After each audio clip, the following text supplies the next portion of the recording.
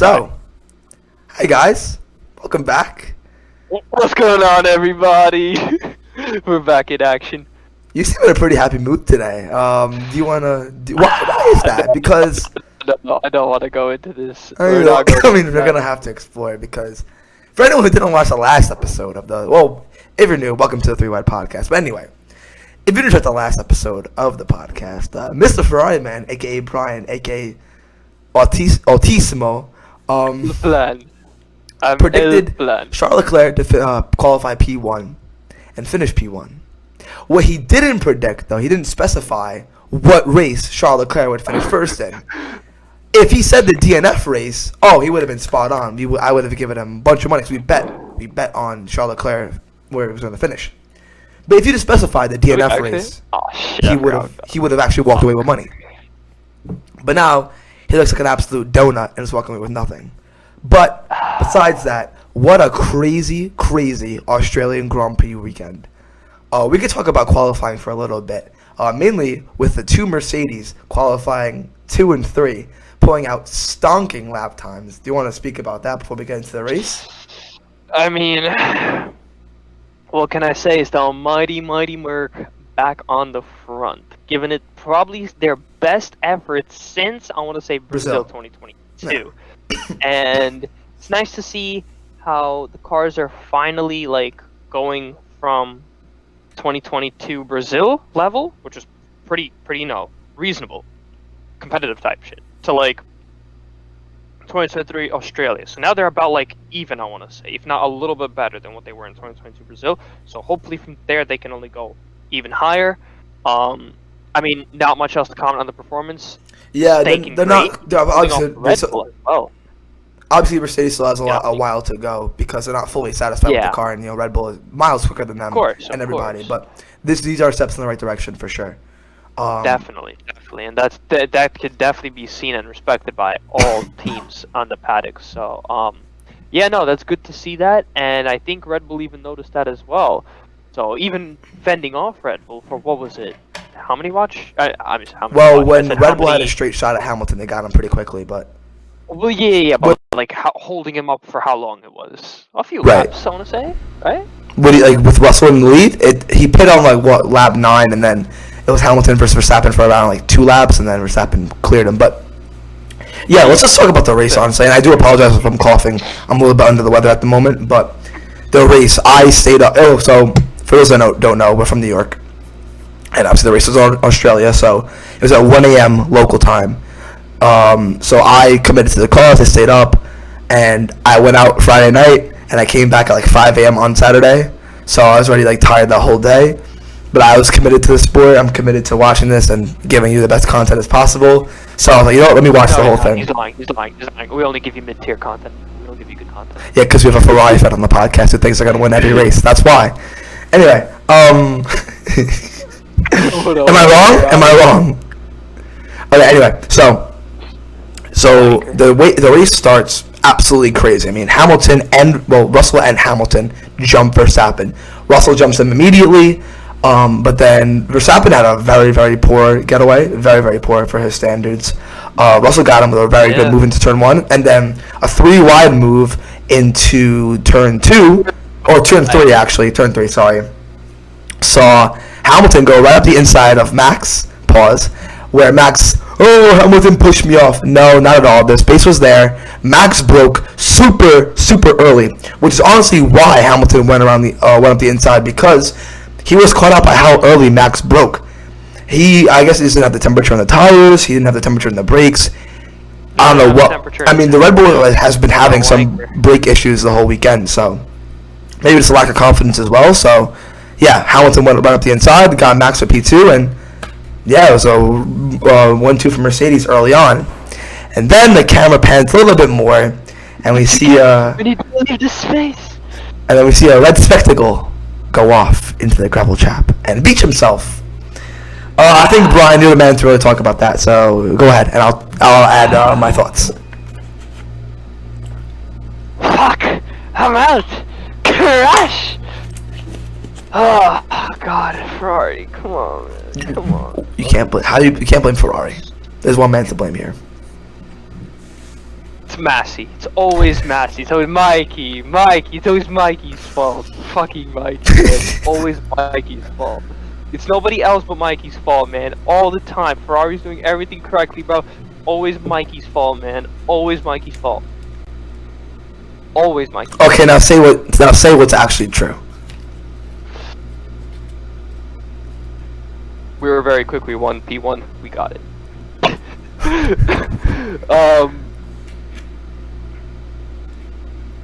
I don't know. So I'll explain the situation. So Leclerc was kind of into an extent boxed in. He had Stroll in the middle, and Stroll had Alonso on his inside, going into turn 3. Now, obviously, Stroll do not want to hit his teammate. Stroll did not move anywhere. He was just going in the middle of the track. He had Leclerc to his left, Alonso to his right, left enough space for both of them. Stroll, in the past, as we've seen, most recently in most recently in Brazil 2022, where he moved across and ruined Vettel's race, and in USA, where he moved across and sent Alonso flying, he learned from his mistakes and stayed in the center of the track. Didn't move under the braking at all. Leclerc went for a gap that was closing, touched Stroll's left rear tire, went up to the gravel trap, beached the car. Now, Leclerc, I thought was going to come on the radio absolutely screaming, fuming at Stroll, but that was not the case. He was very calm, composed, and I believe he took a lot of the blame on himself, because at the end of the day, it was his fault. In my opinion, and I think the opinion of many others, it was his fault. That was a closing gap. I think he was right to go for it, but I don't think overtaking Stroll would have been the best idea. Maybe keeping behind him if possible, giving him the room, but he went for a gap that was closing, and it just didn't work out. And now my question is, I said over the offseason, if Leclerc wants to challenge for the World Drivers' Championship, he has to eliminate these mistakes. And through race 3, a mistake is made already. So, what are your honest views about what happened on lap 1? I think it was just a racing incident. I think he misjudged the situation. I mean, it happens to the best of us. Happens. Max Verstappen's done this when he was, still pushing in his earlier days. Fair. It happens. I think it's just an honest mistake. He misjudged the situation. He didn't see what was the full picture. I mean, how could you if you were? It's lap 1. It's lap 1. Okay, but still. No, I'm saying it's lap 1. It's tough. I get it. No, I understand. It's opening lap. You have 19 other cars fighting for the position, and it is what it is. I really don't like Melbourne's how they have way too many gravel traps, and the drivers feel very conserved because you can see that they're very conserved on the track, and they're not free to push. Even if they're given that chance to free to push, they don't really. Doesn't look like they're free to push type. So they have to play conserved. And well, on lap 1 you should play conservative, no? Especially when you start P7. Well, yeah, but it's not. The race isn't won on lap 1. True, but you always want to gain. Of course, but also you have to be realistic and feel especially going into turn 3, that's a very tight corner. Sure. And it switches right to left really quickly. It does.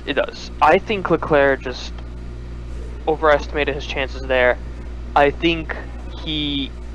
honestly think it's just an honest mistake. I agree with you. But also, that can happen if he wants to win World Drivers' Championship.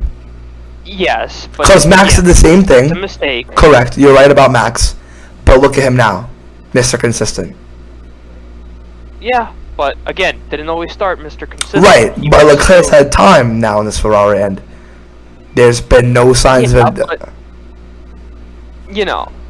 even under the no signs of in the Ferrari, he's still getting used to his new Ferrari. Because again, while it's technically built upon the SF75, it's still a new Ferrari. So no matter how you look at it, you got to give him a little bit more time. And I understand we're going into next week. 4th round in Baku? Yeah. Well, Baku's in 3 weeks. It's a long. I think it's April. 3 weeks. That's next week. No, it's like I think it's like April 28th. I'm pretty sure. I think it's a No, huge. it's not. That's no. April 28th is Miami. Yeah, I'm telling you. Hold on. Let's have a look. Yeah. Oh no, it's 3 weeks from Baku to my. No, wait. Yeah, I Why might. is Baku- It's like 3 weeks away, right? Like a whole 4 weeks. 4 weeks away. It's 4 weeks. Yeah. Wait, why? I don't know. China. Yeah. China. That's why. Yeah. There you go. China, man. I miss the Chinese, but anyway, that's another story. But no, Wow. but the key word you just said is time, and I'm telling you, this is what I'm. No, listen to me. I believe Charles Leclerc is a champion in the making. However, I don't think his time is now. I think he needs a little bit more time, and I do think he needs a better car as well because that Red Bull is way too quick. Even if he was at his like most consistent self, I just don't know if that Ferrari could compete with the Red Bull right now. Maybe even the Aston Martin to an effect, but more or less the Red Bull. But I believe Charles Leclerc is a diamond in the rough. The roughness of the diamond is becoming more and more smooth as the years go on. However, it's still a pretty rough diamond, if that makes sense. That's a pretty bad analogy, but you know what I'm trying to say. Like he is Yeah. a great driver, one of the best on the grid, one of the best we've seen in a little while. Deserving of his Ferrari seat, the list goes on and on, but his time isn't now. It will be soon, but we have to see more. I think he's ready. I think he just needs to get his shit together. But that means he's not. But that means he's not ready. You're contradicting yourself. No, he's ready. He just needs to. Nah, he's ready. It's just we need to limit the mistakes. That means he's not ready because he's not limiting the mistakes. Oh, he's ready. No, but you're contradicting ready. yourself He's because ready. no, but this is no because Dude. when Max Verstappen was making these mistakes, I was like, he's a great driver, but he's not ready to compete for a World Drivers' Championship because he's very mistake prone. Lewis Hamilton has asserted himself as a great driver because of his consistency. That's why he's always a threat for World Drivers' Champion because you know what you're gonna get from Lewis Hamilton: mistake-less driving for 99% of the races. Leclerc, once Max got through that phase of all these silly mistakes, he's shown how good he is. We've seen a lot of glimpses of how good Leclerc is. He just can't consistently show that on a yearly basis, like on a race-to-race basis. There's that 1 or 2 race, so maybe even 3 or 4, where he makes a big mistake and DNFs, or ruins his chance at points and finishes out the points, for example. I believe again he's a really good driver, and one day he will win World Drivers' Champion, but his time isn't now. But it will come very soon.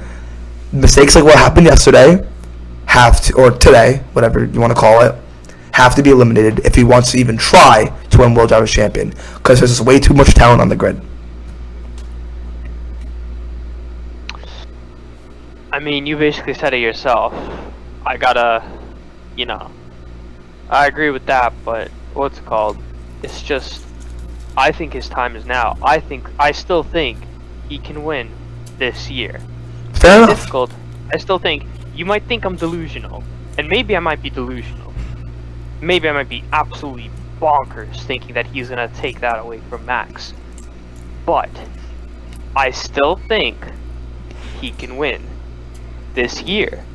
Despite however crazy that sounds, I still think he has what it takes to not only challenge, but to win this year. I think he has what it takes. Maybe it's not going to be dominating, but Well, it's not. Max is dominating right now. very close. Well, yeah, that's what I'm saying. But like, at the moment, it's only. I mean, in. I We still have 20 of the races. but Leclerc has what, 6 points in 3 rounds? Look how much Max has. That is true. That is true. But Max was on a similar footing last year. No. Okay, maybe at 25 points. Maybe at 25. But his DNFs were mechanical, and then they were a mistake. DNFs. Okay. Well, still. And the Red Bull dominated last year. We all knew how good the Red Bull was. They dominated after the mistakes were cleared. No, Bahrain they dominated. Okay. Well, if it was that much dominating, what happened in Austria? That was a one-off Dominating race. Austria. That was a one-off race. What happened to the other One-off 19 race will races? count. Point is, I still think it's not over yet. You might think it's over yet. It's not over yet. I mainly think it's over Not because for- no one's competing with the Red Bull. That's also why. Not only do Red Bull have the best driver right now, they have the best car by quite some way.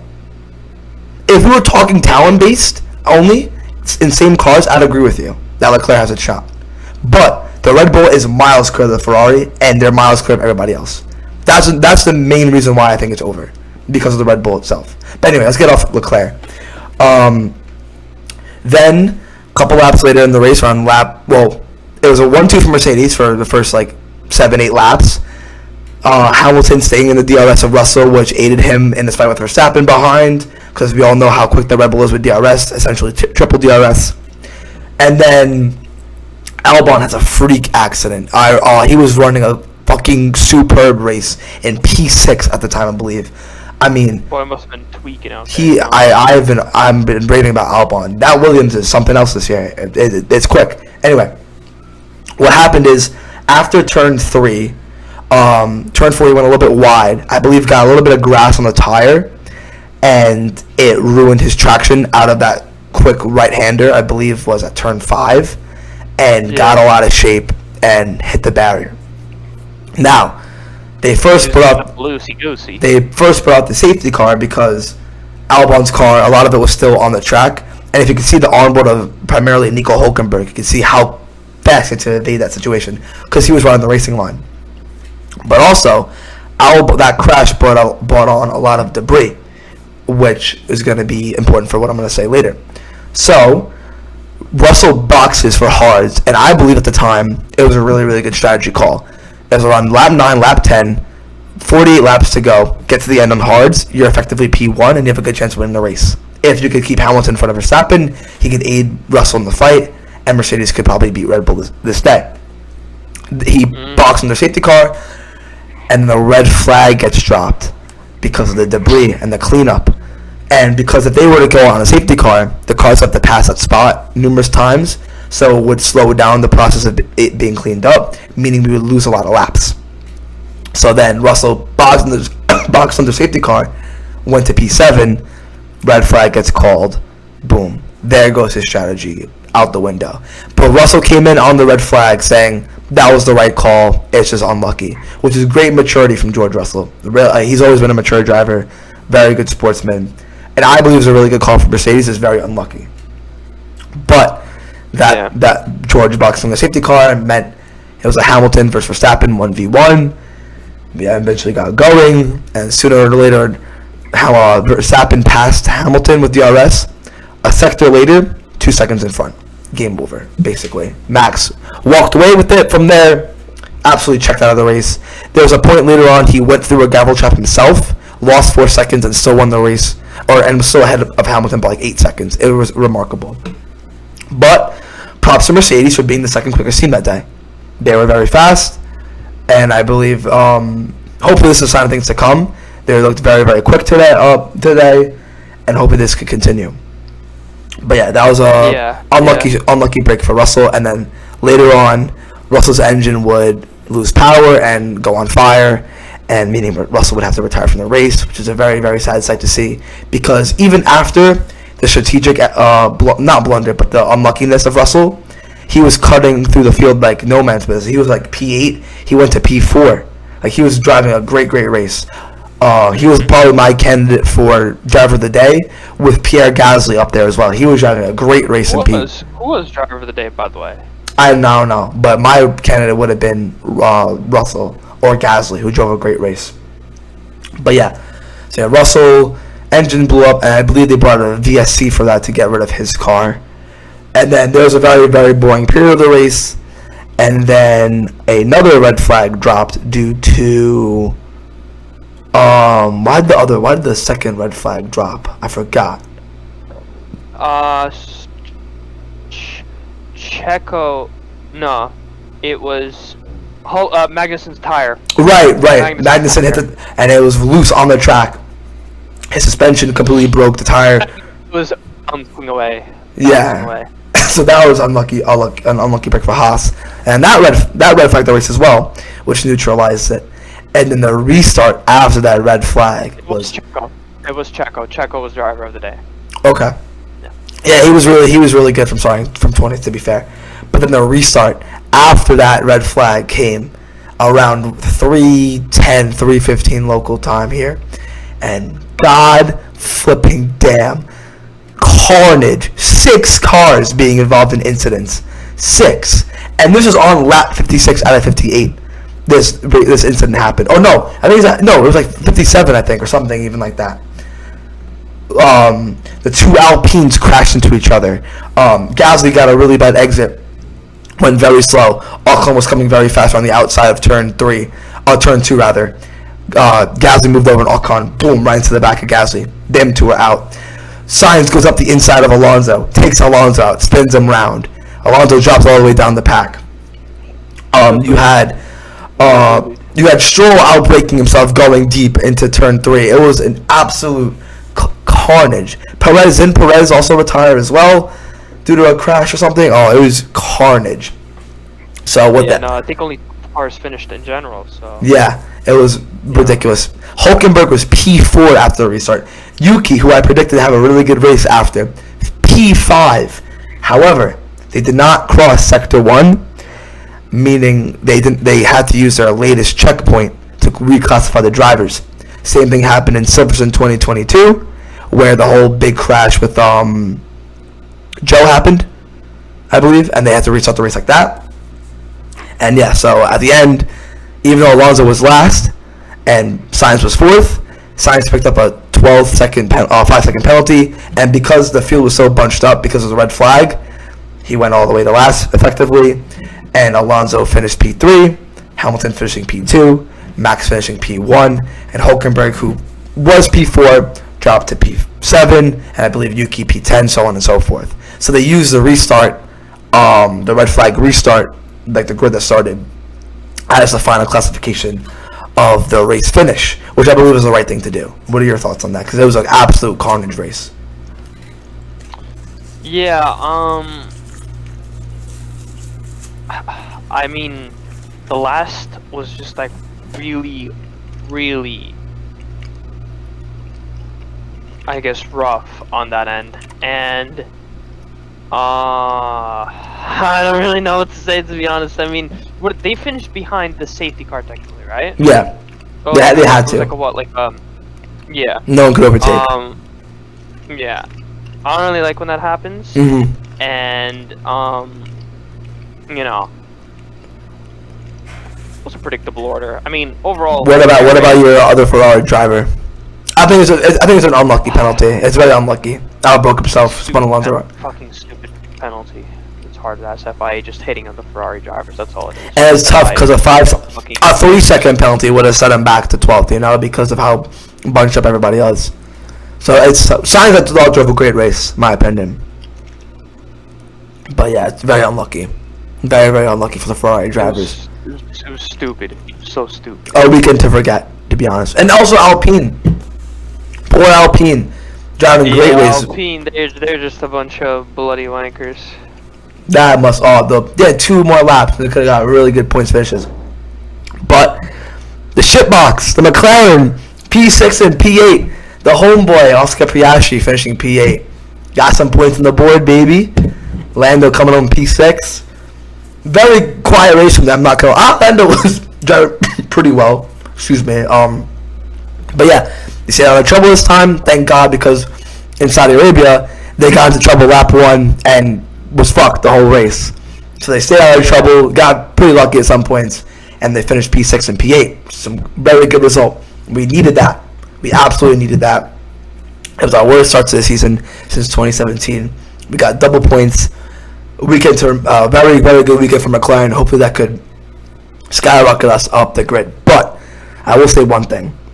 God damn, is that car draggy. I mean, there is no straight line speed.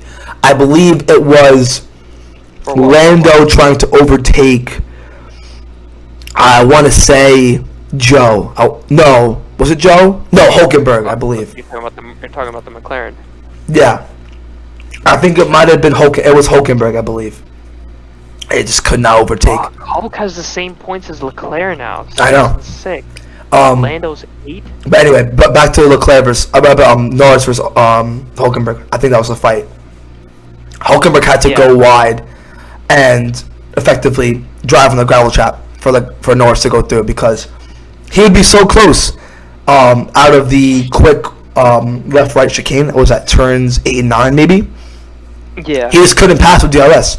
That car is so bad in a straight line. It's very, very bad, very draggy. And hopefully the new wind tunnel next year fixes that. Fingers crossed. But, yeah. Look, Lando was very persistent, forced a mistake from Hulkenberg, and eventually moved up the pack. And Piastri, I thought, looked very racy as well. So a very, very good weekend for McLaren, in my opinion. One that we needed. And now, like you said, Baku is 4 months away. It's basically a summer break. It's basically a spring break for Formula One. Oh, yeah, I feel like. Because of China. Yeah, basically it's a month. Right? Isn't the summer break a month? Crazy. Yeah, that's basically it's a month. Yeah. 4 weeks. Crazy, that's bro. Crazy. We're gonna be done with school by the time Formula One's back, but there's a lot to talk about. I know Haas tried to appeal the final classification of the finish because it was unfair because Hulkenberg was P4 and that would have done the world a favor, but they didn't, judging what they did in Silverstone, it was the right thing to do in my opinion. Correct? Yeah. I wouldn't mind them finishing in the order that they were, like Verstappen, Hamilton. What would have been the order before if they get it repealed? It probably would have been Hulkenberg P4, Yuki P5, Hamilton P2, and then who would be P3? I think Sainz was P3 at the time, but he would have got the penalty, which would have meant Hulkenberg might have been P3 and got the first podium. Wow. I think, right? Because I think after the incident, Alonso spun out, Sainz overtook. That was Hamilton, Verstappen, Hamilton, Sainz, and Hulkenberg P4. And then if Sainz would have got that penalty, Hulk would have got his first podium. I could be wrong because it was like 3:30 a.m. and I was hungover a little bit, but yeah, that would have been his first podium. Yeah. Wow. But anyways, guys, I hope you guys enjoyed the Australian Grand Prix as much as we did. I stayed up to watch it, and I'm very thankful I did because it was quite the race. However, there was a very, very boring period of it where I was really fighting sleep. But damn, that shit was crazy towards the end. And it's really what you want from a Formula One race. And I also got to say, there are a lot of close battling throughout the whole race. Cars are able to follow pretty closely, especially in the midfield. It was very, very good to see. And I think this year's version of the cost cap rules are working. That's a very, very good side for Formula One. Yeah, for Red Bull. Not for Red Bull, of course, but they're an exclusion. They're an exemption. But anyways, hope you guys enjoyed today's podcast. Leave a like, a comment, subscribe, and take care and peace, everybody. Have a good one.